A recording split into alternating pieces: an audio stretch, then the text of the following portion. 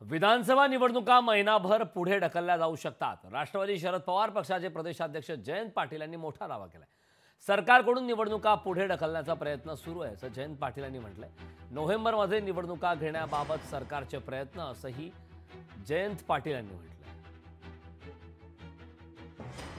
माझी तर शंका अशी आहे की महाराष्ट्र सरकार थोडंसं घाबरलेलं आहे आणि त्यामुळे त्यांना ऑक्टोबरमध्ये ड्यू असणारी निवडणूक नोव्हेंबरमध्ये घेण्याची बुद्धी व्हायला लागलेली आहे आणि त्यांना आणखीन वेळ मागून घेत आहेत ते।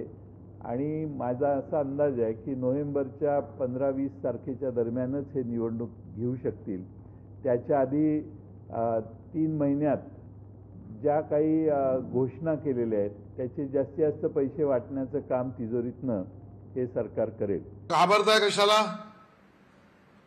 तुमचे नेते ज्या गतीने शरदचंद्र पवारांची वाक्य आहेत, मी तर तुमच्या मीडियाच्या मित्रांना आणि तुमच्या माध्यमातून महाराष्ट्राला नम्रपणे सांगू इच्छितो, हे भंपक लोक आहेत, त्यांची वाक्य रचना आणि वाक्य लक्षात ठेवा।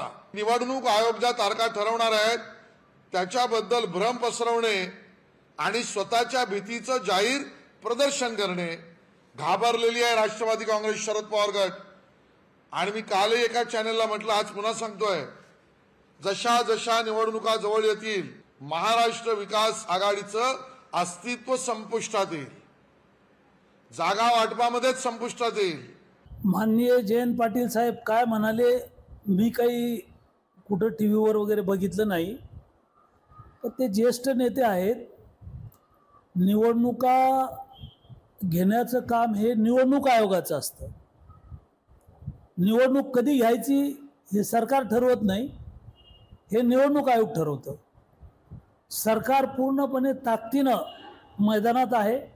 सरकारनं जी 5 वर्षात विकासाची कामं केलेली आहेत, सर्व घटकासाठी शेतकऱ्यासाठी या सरकारनं काम केलंय आणि सरकार 100% येईल, आमच्या मनात कुठलीही शंका नाही। त्याच्यामुळं निवडणुका पुढे ढकलण्याचा प्रश्न येत नाही। राज्य सरकारचा डाव आहे की ही विधानसभा निवडणूक 1 महिना पुढे ते ढकलावी म्हणून। निवडणूक कधीही ढकलली तरी या महाराष्ट्रातला जो ग्रामीण भागातला शेतकरी आहे तो प्रस्थापितांना धडा शिकवल्याशिवाय राहणार नाही।